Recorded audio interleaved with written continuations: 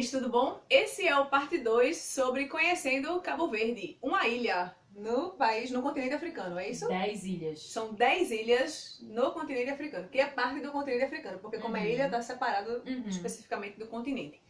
Bom, Fica próximo a Dakar. A linha próxima pro continente africano é na cidade de Dakar. Dakar, aquela cidade das corridas famosas de corrida de Fórmula, a corrida do, sei lá, de Dakar? Será que é essa? Lembrar o nome do país agora, sumiu.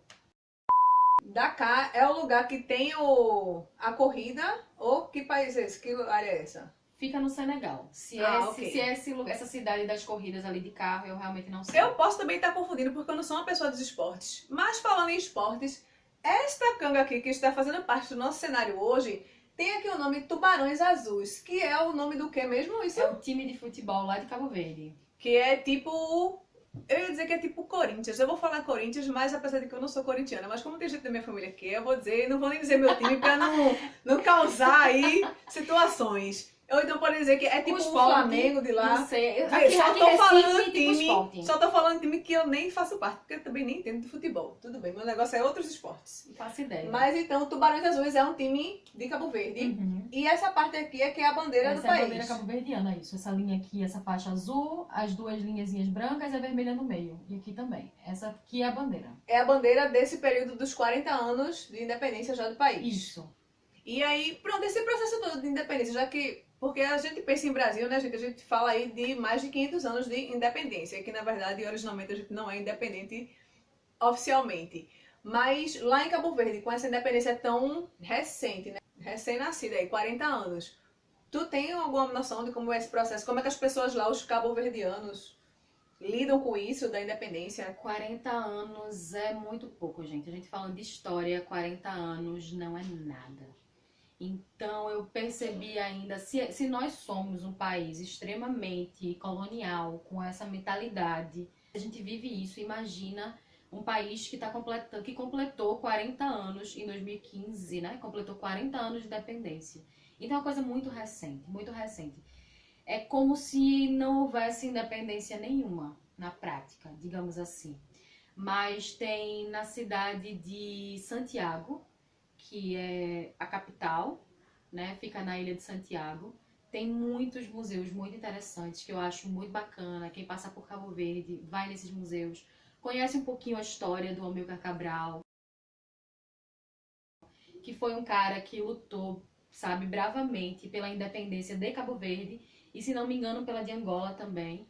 E aí você vê os livros, os materiais didáticos, você fala, cara, Paulo Freire. E uma coisa positiva é que você vai ler em português. É. Porque olha aí que legal. E os livros antes eram os livros dos colonizadores, porque você sabe, quando você quer dominar um povo, a primeira coisa que você mata é a língua. Isso. Né? E lá em Cabo Verde, as crianças aprendem na escola no ensino formal, eles aprendem português e francês.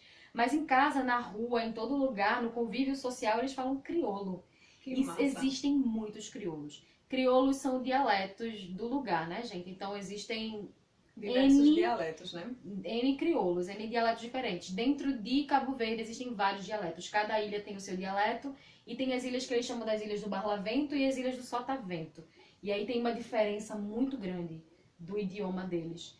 E aí, falando dos livros do Amílcar, que eu acho interessantíssimo, do que ele, junto com aquela galera que estava lutando ali, ajudou a implantar, é que antes se estudava pelo livro do colonizador, com criancinhas branquinhas, com papai que vai trabalhar no escritório. Você vai associar total que Paulo Freire. Não é a realidade de Cabo Verde. E lá você vê nos livros as crianças pretas, com os pais, a mãe e o pai, trabalhando na profissão do lugar, da vivência, as roupas, os objetos. Pertencimento é algo muito importante, realmente. Amílcar tentou trazer com aquela galera, com aquele movimento, a identidade do povo cabo-verdiano.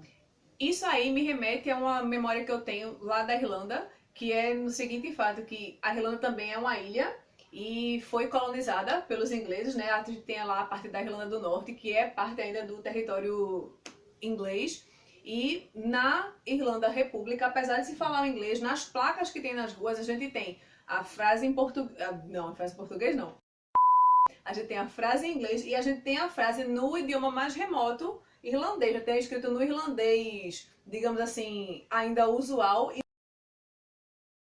Então, assim, isso é uma coisa que eu acho interessante, porque olhando aí, claro que são duas realidades completamente diferentes, mas pensando em que foram ilhas, que foram locais que também teve essa coisa do colonizador invadir, essa coisa do manter a identidade linguística é muito importante. E aí, nesse ponto eu digo, gente, que é importante ter esse acesso do livro, né, do acesso lá dos museus, de estar em português, é porque a gente é brasileiro, se a gente vai, tem a oportunidade de ir para Cabo Verde, o bom é que você vai poder fazer essa leitura em português, vai ter uma compreensão aí muito Você bacana. consegue emergir na história, você consegue sentir. Porque Cabo Verde ele surgiu do que fez o Brasil de hoje surgir também. Porque a gente sabe que o Brasil tem os povos nativos, né, os donos da terra, que é o povo indígena.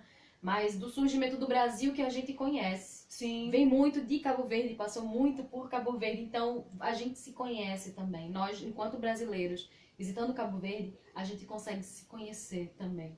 E lembrando disso aí também dessa coisa da identidade local. Aí lá em Cabo Verde tem essa coisa bonita que ainda se fala o crioulo, apesar de eles aprenderem português e francês. E que aqui no Brasil a gente perdeu completamente. A gente não tem essa coisa de ter aprendido, por exemplo, a linguagem do indígena. Aqui também são diversos povos que a gente tem dentro do Brasil e a gente não tem isso. Ao contrário, mas o povo indígena tem, eles aprendem a língua nativa deles e depois, com determinada idade, se eles querendo, aprendem o português. Mas a gente não tem isso. Então, assim, acho que isso também é uma coisa que é muito rica de um país, apesar de ser tão recente, gostar de querer manter esse elemento vivo, né? Sim. Porque a língua é também a identidade de um lugar, é muito importante. Mas vamos lá. Talitiana resolveu ir para Cabo Verde. Como é que foi esse processo? Primeiro, qual é a moeda de lá, do país? É o escudo cabo-verdiano.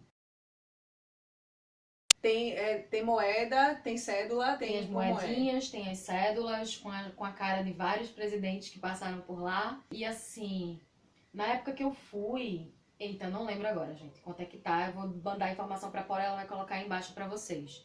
Mas o nosso real, na época, tava super, super valorizado. Então tava bem bacana, inclusive, de Tempos de visitar ouro Cabo do Verde. Brasil, faz tempo. Saudade.